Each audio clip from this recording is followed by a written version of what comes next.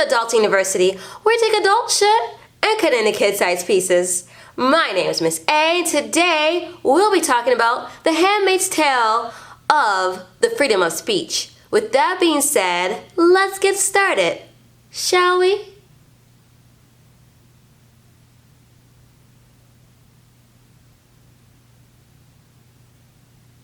This classroom discussion is serious. It's one that has been in my mind for some time. And you might wonder, why the Handmaid's Tale of freedom of speech? But I'll soon explain what I mean. I feel like in 5 to 10, maybe even 20 years from now, we'll look around and we'll wonder, how did we get here? How do we get to a place where freedom of speech no longer exists? And subsequently other rights too.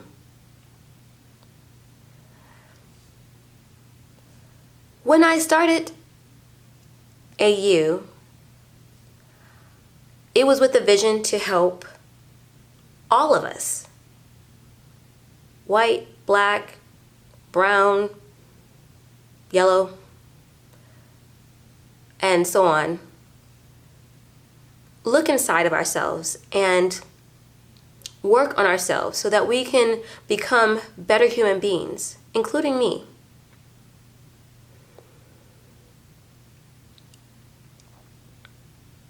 So what I'm going to say might not be or sound friendly to some ears, but it's the truth.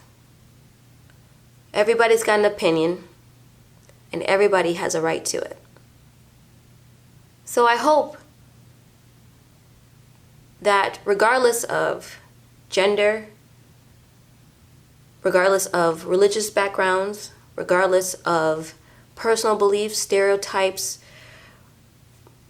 educational backgrounds, you will hear the message that I'm trying to say, which is that we are all human and we have to find a way to maintain the right to have an opinion as long as non-threatening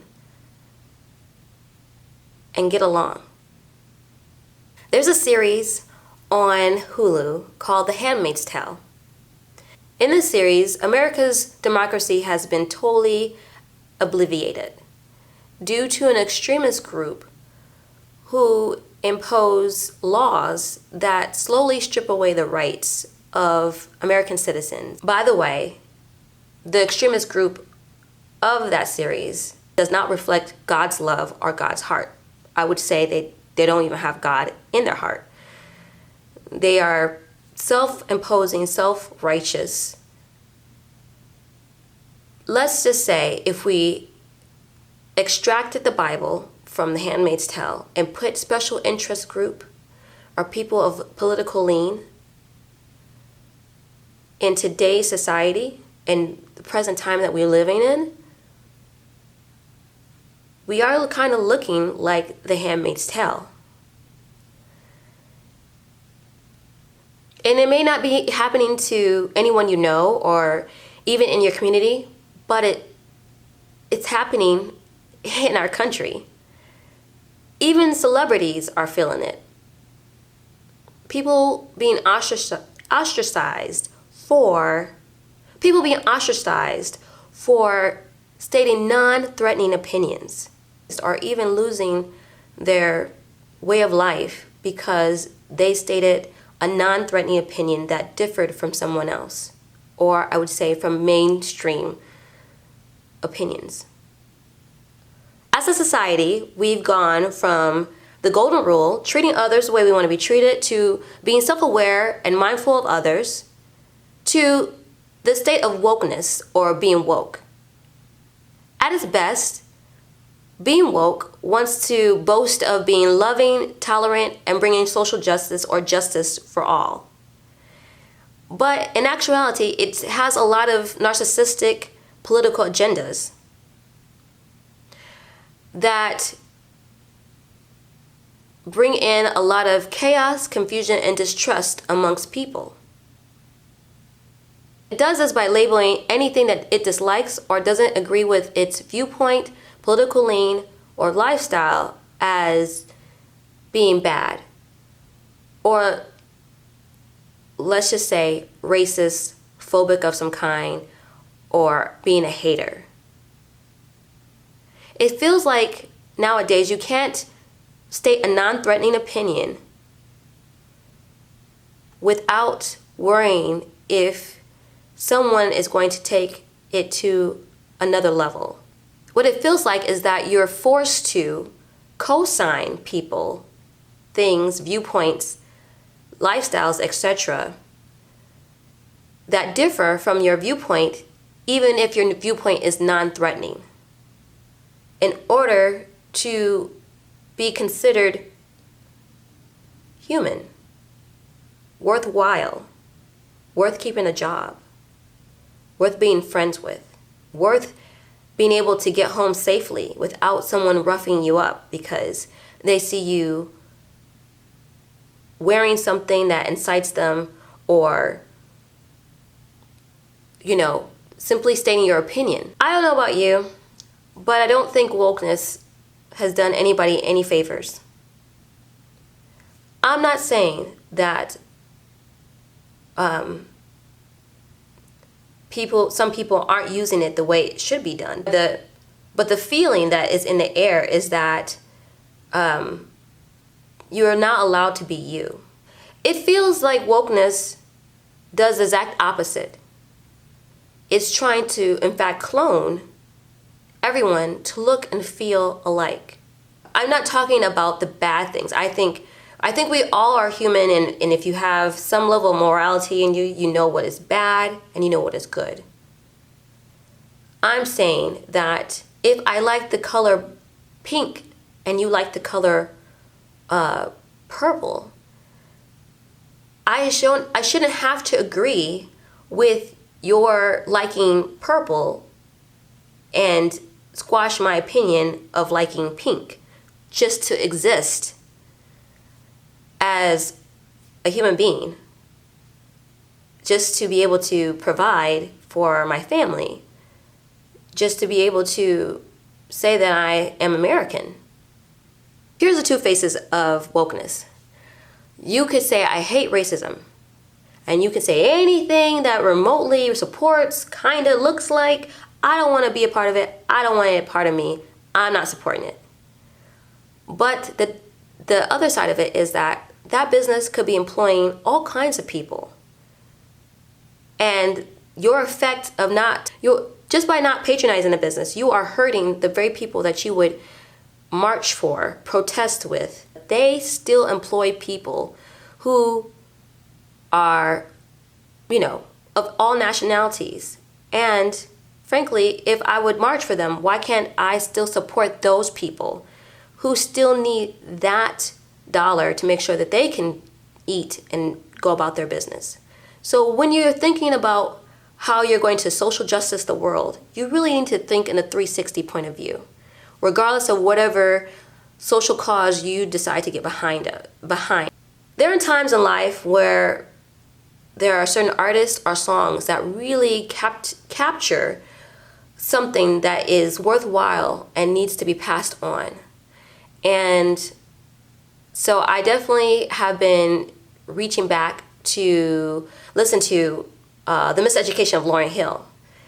And it's a classic, and undoubtedly it has a good lesson if you listen to the lyrics. She went on to do an unplug where it's just an acoustic version of herself basically performing new songs that are, I think, very insightful. And one of them is called Mr. Intentional. And another one being Adam Lives in Theory. And if you listen to the lyrics of those songs, I think it speaks to the state of wokeness that we are pretending to be in. Be it that Mr. Intentional and wokeness are very much directly related. Wokeness wants to be intentional with everything, but it also is intentionally trying to bring in or says it brings in peace, but it's intentionally going after anything that it doesn't like and doesn't look like it.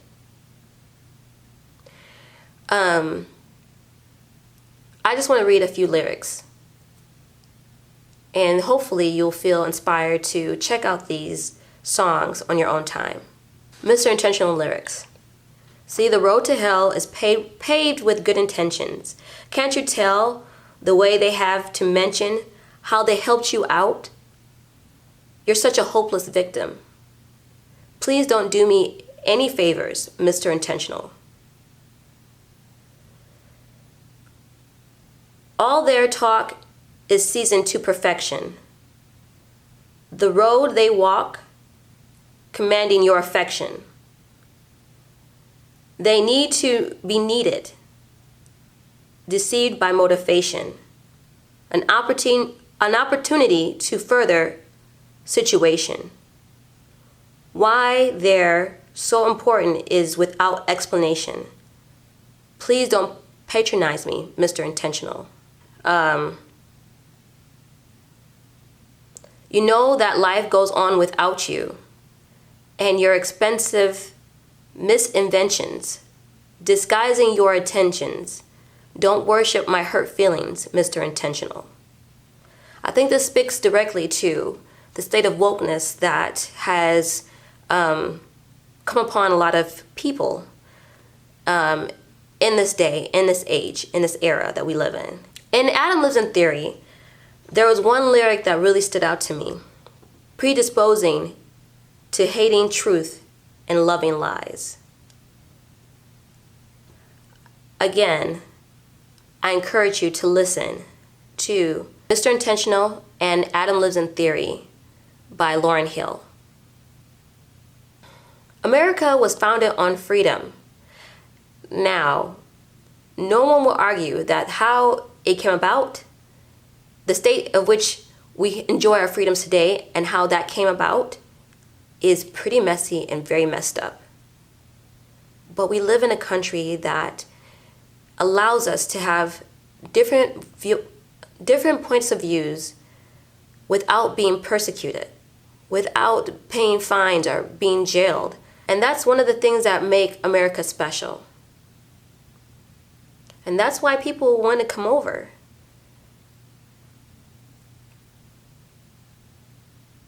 If we take away the freedom of speech, eventually other rights will follow. The beauty of this country is that we can all differ in opinions. And that's great. So it may not be great to hear that someone might not like me because I'm a black person, but I would rather them have that right because I know I can keep my right to say how I feel. And we can agree to disagree in any capacity as long as it stays not threatening. And that's the beauty of having freedom of speech.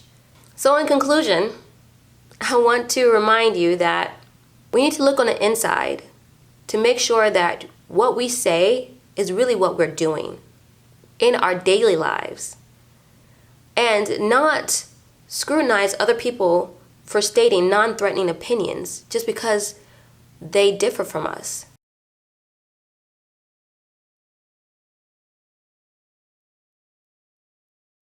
True tolerance is respect that doesn't demand/seek dominance, wherein we choose to focus on the commonality of our humanity without diminishing others' existence and or having to co-sign others' beliefs, viewpoints, politics, etc.